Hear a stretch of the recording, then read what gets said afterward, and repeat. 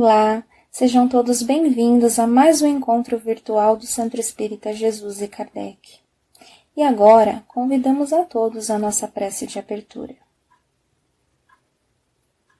Elevando os nossos pensamentos ao alto, rogamos ao nosso querido Mestre Jesus que possa nos envolver nesse instante em harmonia, em serenidade, em sabedoria, nos inspirando nessa oportunidade de reflexão em torno do Evangelho, para que possamos, no exercício diário da reforma íntima, trabalhar o nosso melhoramento.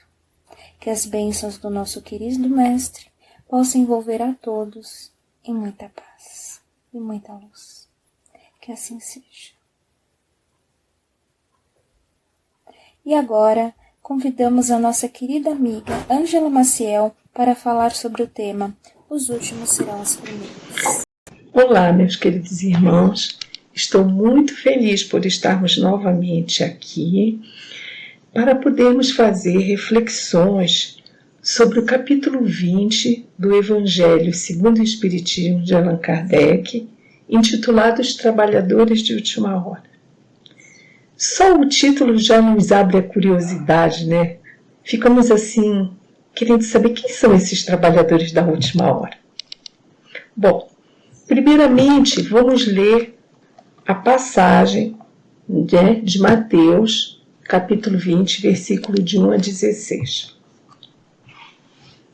O reino dos céus é semelhante a um pai de família que saiu de madrugada, a fim de aliciar trabalhadores para trabalhar em sua vinha. Tendo acertado com os trabalhadores que eles teriam uma moeda por sua jornada, os enviou à vinha. Saiu ainda na 3ª hora do dia e, tendo visto outros que estavam na praça sem fazer nada, lhes disse: Ide vós também, vós outros, para a minha vinha, e eu vos darei o que for razoável. E eles para lá foram. Saiu ainda na 6ª e na 9ª hora do dia e fez a mesma coisa. E tendo saído na 11ª hora, encontrou outros que estavam sem fazer nada e lhes disse: Por que permaneceis aí durante o dia sem trabalhar? Disseram-lhe, porque ninguém nos aliciou. E ele lhes disse: Ide vós também, vós outros, para a minha vinha. À tarde, tendo chegado o senhor da vinha, disse àquele que tinha incumbência de seus negócios: Chamai os obreiros e pagai-lhe, começando desde os últimos até os primeiros. Aqueles, pois, que não tendo vindo para a vinha, senão quando a 11ª hora estava próxima, receberam uma moeda cada um. Os que foram aliciados primeiro, vindo a seu turno, creram que se lhes daria mais, mas não receberam além de uma moeda cada um. E, a recebendo, eles murmuravam contra o pai de família, dizendo: Estes últimos não trabalharam senão 1 hora, e vós os tornais iguais a nós, que carregamos o peso do dia e do calor. Mas em resposta, ele disse a um deles: Meu amigo, eu não vos fiz injustiça. Não acertaste comigo uma moeda para a vossa jornada?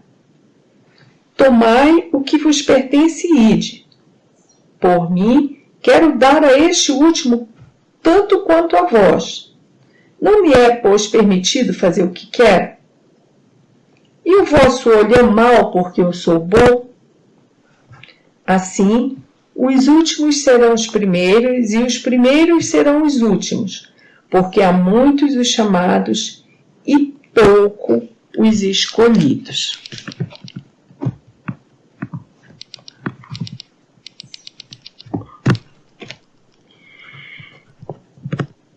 Bom, agora, para melhor compreensão dos ensinamentos da parábola, é necessário que o sentido simbólico de alguns trechos fiquem claro. O que é o reino dos céus? Jesus aqui representa o pai de família E tem um reino espiritual que é o que ele chama de reino dos céus. No capítulo 18 do Evangelho segundo o Espiritismo, de Allan Kardec, Jesus traz outra simbologia para o reino dos céus. É um lugar onde tudo é alegria e felicidade, comparando-o a uma festa, o festim de núpcias. Temos a madrugada, que no texto fala, né, o pai vai de família, sai de madrugada para buscar trabalhadores. Isso representa o início de uma existência ou o início de um período evolutivo. Assalariar. Assalariar é o convite para o aprendizado moral que nos elevará espiritualmente. A vinha é o mundo, onde encarnamos para o aprendizado e adquirimos a evolução moral, que no nosso caso é o planeta Terra. As horas são as existências ou frações de ciclo evolutivos. Os operários parados são operários que não atuam mais na lavoura do mal. Eles poderiam estar dedicando sua vida a fazer o mal, mas na verdade estão esperando ansiosos pelo chamado para o trabalho no bem. O cair da tarde significa o final do período evolutivo. É a hora em que eles vão receber o pagamento. Agora vamos entender as características dos trabalhadores. Sabemos na nossa vida do dia a dia que contratamos serviços que são executados por pessoas diferentes com resultados diferentes, né? Por exemplo, algumas vezes nós achamos que o serviço foi tão bom, tão bem feito e foi tão trabalhoso que dizemos, nossa, ele até que cobrou barato pelo serviço, porque foi muito bem feito e muito labor. Por outro lado, existem outros trabalhadores e outros serviços que não nos satisfazem tanto. Não ficam bem feitos, a gente vê que não há um preparo, não há uma dedicação na tarefa, né? Então, às vezes a gente diz, nossa, joguei dinheiro fora, contratei um serviço dessa empresa ou dessa pessoa e ficou muito ruim. Os bons trabalhadores, aqui representado pelos trabalhadores da última hora, né? Eles têm como característica a boa vontade, são esforçados, são constantes na atividade, não abandonam a tarefa, são laboriosos, esperam ansiosos oportunidades de servir. Os que são preguiçosos fazem a tarefa com má vontade, sem se preocupar com a qualidade, né? E visando unicamente o dinheiro, ou seja, são mercenários. Trabalhando mais das vezes do mal, se importando mais com o dinheiro. Agora vamos refletir sobre o denário. A parábola nos mostra dois valores atribuídos ao denário, o divino e o terreno material. Na economia divina, todos os filhos receberão iguais denários para suas necessidades básicas, orgânicas e efetivas, excluído o supérfluo, que na maioria das vezes atrasa a evolução. Assim foi acordado o necessário para a manutenção do corpo orgânico, que é importante para a atuação do espírito na encarnação, ou seja, um denário.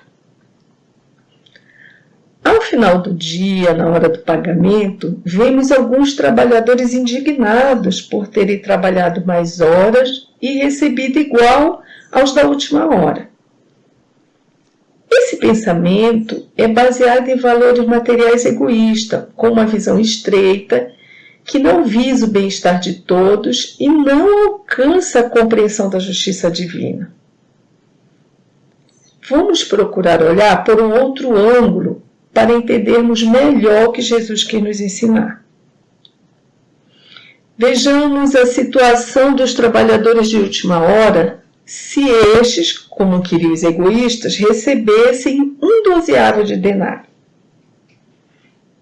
Esta quantia não ia atender às exigências orgânicas básicas desses trabalhadores, eles iam passar necessidade. Os da primeira hora não precisavam de 12 denários para suas necessidades orgânicas básicas, seria supérfluo. Esse pensamento, baseado na avareza, na ambição, leva a prejuízo a uns e excesso aos outros. Excesso esse que também é causa de sofrimento e motivo de queda moral, quando vindo do egoísmo. Aqui vale a pena a gente lembrar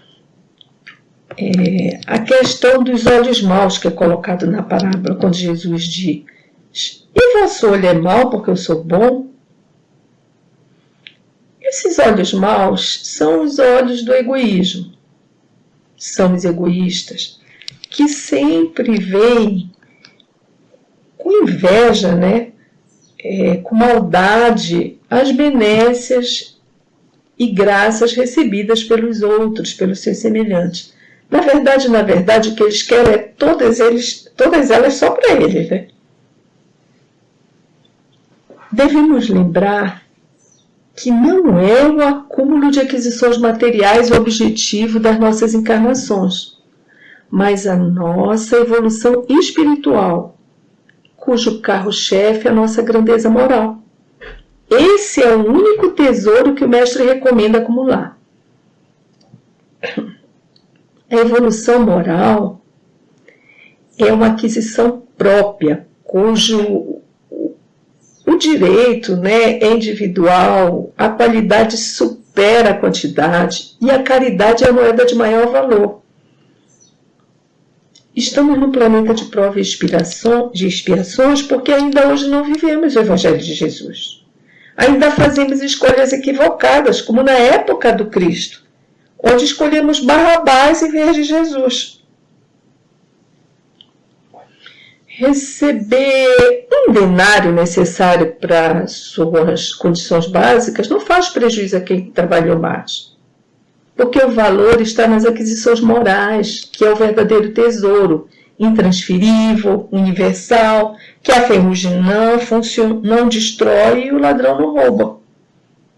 É importante entendermos que quem trabalha mais é porque necessita trabalhar mais, que a qualidade, não o tempo de serviço é que importa.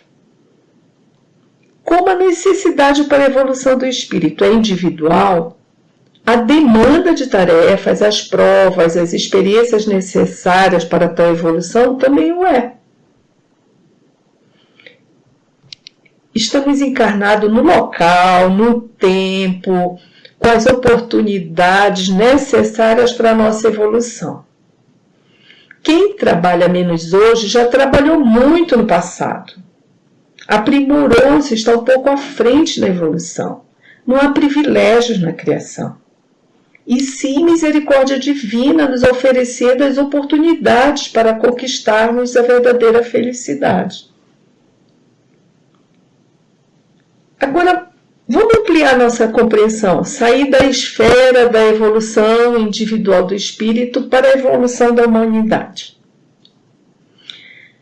Os primeiros obreiros da vinha de Jesus foram os profetas, Moisés e outros espíritos missionários que trabalharam para o progresso espiritual da humanidade, que teve continuidade com a vida do próprio Cristo, se estendeu pelos apóstolos, pelos mártires, pelos sábios, pelos filósofos e, por fim, a vinda do Consolador prometido por Jesus, ou seja, o Espiritismo que contou com o trabalho do Mestre Kardec para chegar até nós.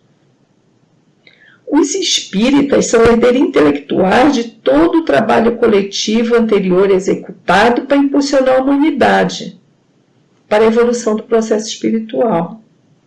Esse legado é resultante da solidariedade de todos os trabalhadores da lei do progresso. Muitos continuarão e continuam reencarnando para propagar a fé cristã, até que toda a humanidade esteja numa condição de elevação moral melhor, né? Como foi dito, a Terra está evoluindo e hoje estamos caminhando para deixar no passado um mundo de expiação e provas e chegarmos à benécia do mundo de regeneração. Nesse cenário evolutivo, qual é a missão dos espíritas?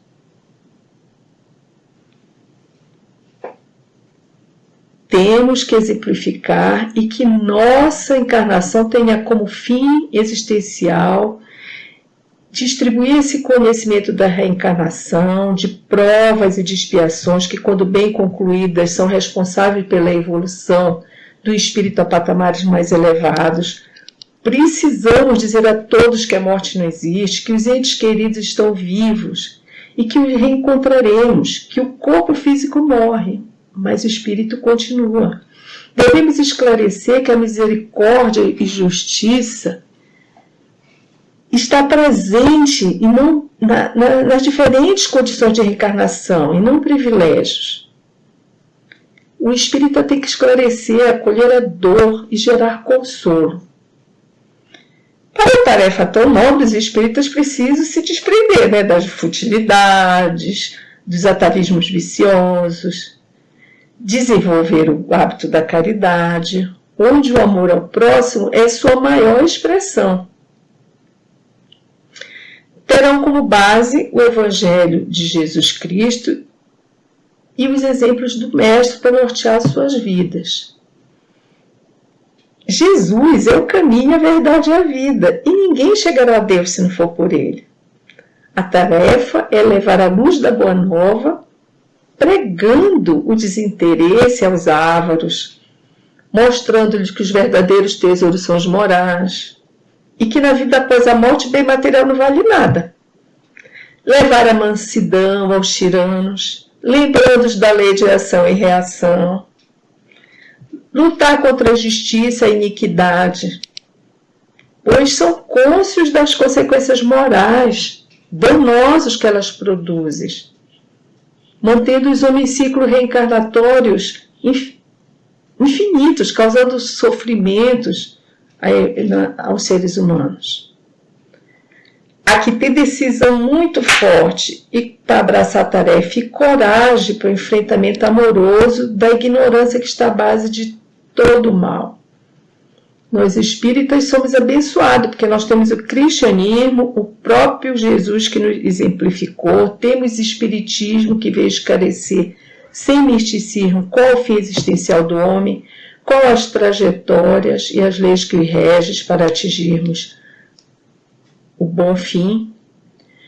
O mestre Allan Kardec é o nosso exemplo de grande obreiro de Jesus. E a humanidade irá se poupar de muito sofrimento se seguir os ensinamentos do mestre Kardec.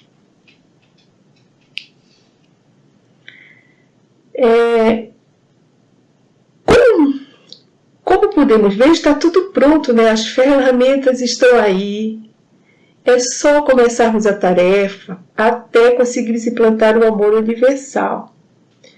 Mas atenção, mas entre os chamados no Espiritismo, foram muitos chamados e muitos também caíram. Por isso que Jesus diz que muitos são os chamados e poucos os escolhidos. A propósito da queda de irmãos espíritas no labor, Caibá Schutel, em seu livro Parábolas e Ensinos de Jesus, nos lembra dos espíritas que estão sem orientação, sem estudo, sem prática, com trabalho contraproducente, né? A caridade é um exercício de amor que temos que exercitar para conosco, para com a família, para com a sociedade. O abandono desses deveres é equivocado e gera dívida para próximas encarnações. O espírito é consciente que sabe que sua primeira escola e área de atuação no bem, em geral, está na família, no trabalho ou no seu meio social, onde estão encarnados aqueles os quais temos que aparar as arestas e vencer as provas e nos reconciliarmos. Caibá nos lembra daqueles que são os médios mistificadores, que fazem propaganda, vendem o seu trabalho equivocado, visando sempre seus interesses, são exploradores do próximo, alimentadores da curiosidade e da ignorância humana. Relata Caibar outro tipo de espírito cujo trabalho ocorre em 4 paredes, sem estudos, sem leitura e dedicado pretensiosamente por uma vida inteira a doutrinar espíritos. Estes obreiros trabalham, mas produzem pouco, diferente daqueles que se expõem para levar o evangelho, propagando o espiritismo, se expondo ao ridículo e a toda sorte de injúria, né? O espírita se preocupa com a sua evolução moral e intelectual e se submete conscientemente às leis divinas, levando a doutrina a todos como um ato de caridade universal. Os últimos serão os primeiros.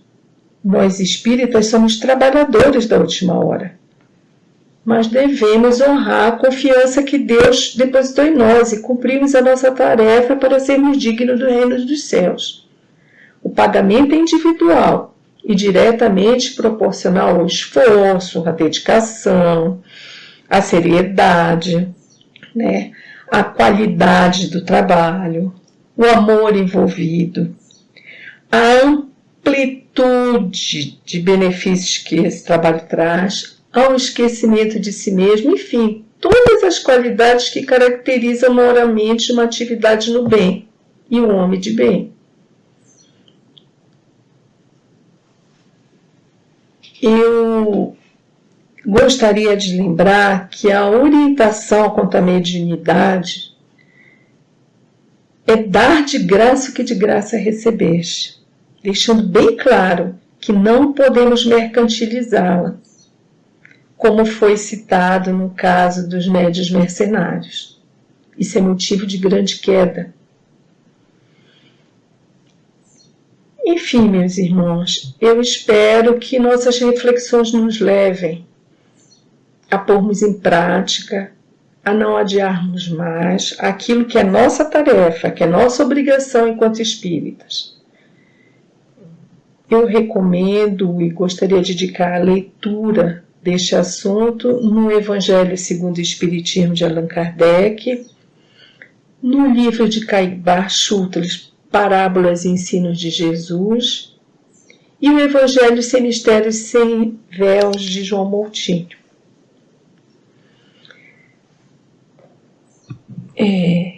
Eu estou com o coração cheio de alegria e muito feliz por poder participar desse momento de reflexão, que para mim é fundamental e acredito para todos os espíritas sérios também.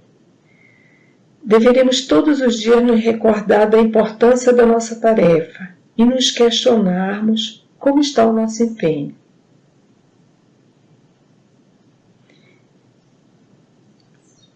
Muito obrigado e boa noite. E agradecemos a nossa querida irmã por mais essa oportunidade de reflexão e aprendizado em torno do Evangelho.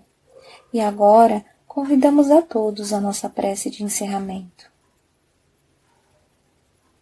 Elevando os nossos pensamentos ao nosso querido Mestre Jesus, agradecemos por mais essa oportunidade de aprendizado e reflexão.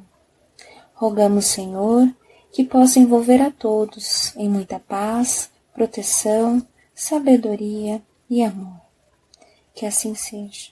Graças a Deus.